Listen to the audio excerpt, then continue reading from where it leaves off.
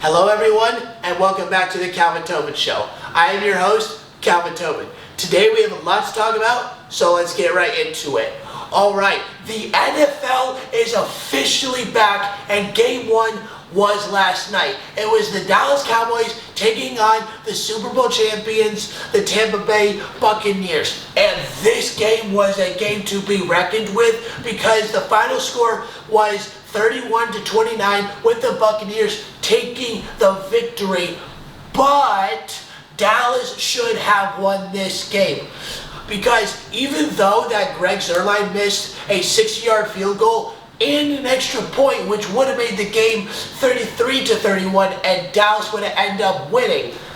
But in this game, like I said, Dallas should have won for another reason, is they kept driving on that Tampa Bay defense, drive after drive. They just weren't getting touchdowns. They were just getting constant field goals left and right. But it was 50-50 with the touchdowns and field goals. But the player of this game is Dak Prescott, throwing for 400 plus yards along with 3 touchdowns, and he's already looking like he's going to be comeback player of the year, and is totally going to be deserving of it, especially after Game 1 of what he just did against that Tampa Bay defense. Now, with Tampa Bay, how they performed, their entire team looked very, very iffy on how their year is going to go, because that Tampa Bay offense had 4 turnovers.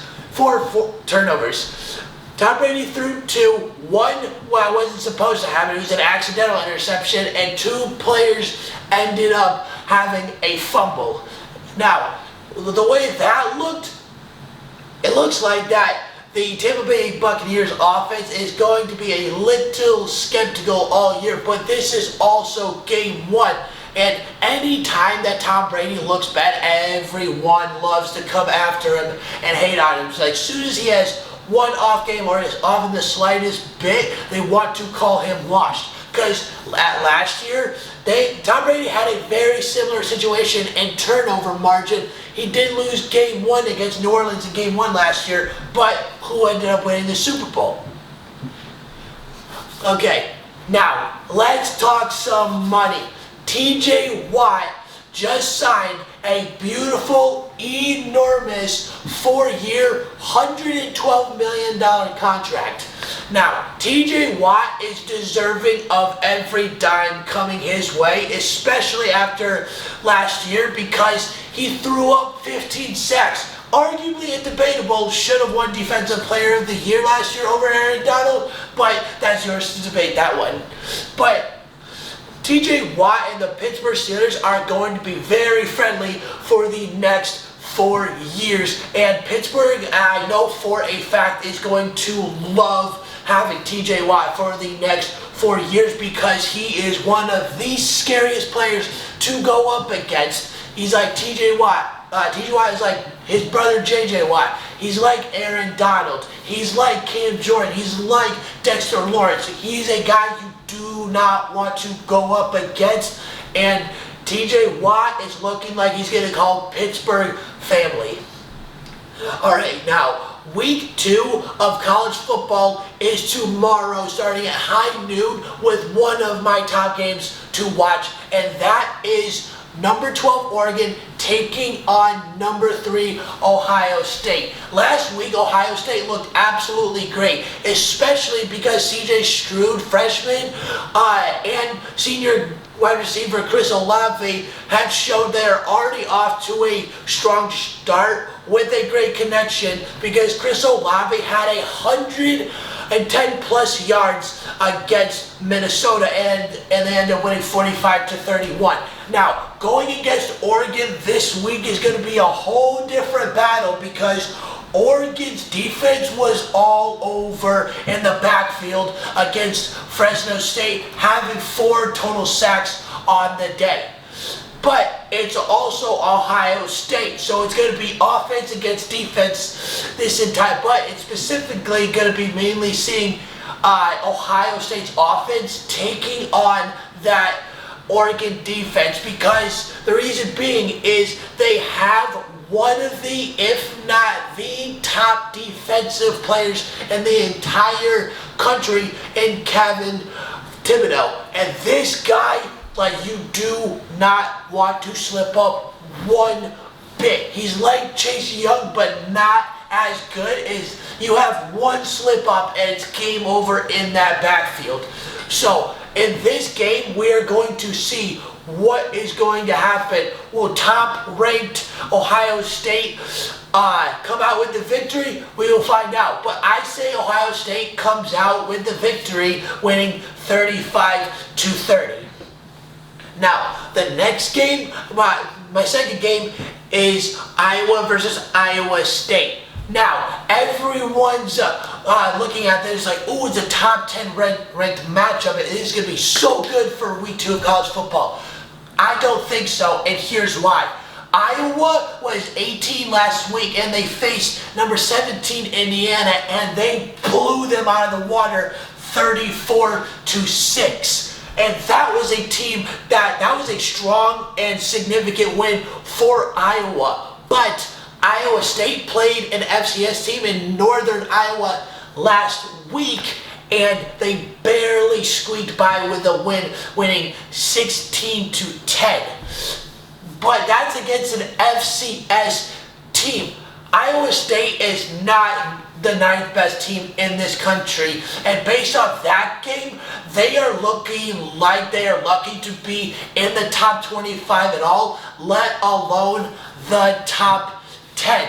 Now, in this game, we got Spencer Petras against Brock Purdy. We got Tyler Goodson against Breece Hall. This is going to be a very offensive game. It could go either way with offense or defense, because both these defenses already after week 1 have a combined interceptions of 5. So it's mostly probably we're going to be seeing Tyler Goodson against Breece Hall, and whoever does more significance for that offense is going to end up winning. But because of how they played their week 1, I do say that it's going to be a little bit of a blowout, not too bad. And I say Iowa is going to beat Iowa State 39-21. All right, now with the Baltimore Ravens, they're looking a bit scary, and here's why.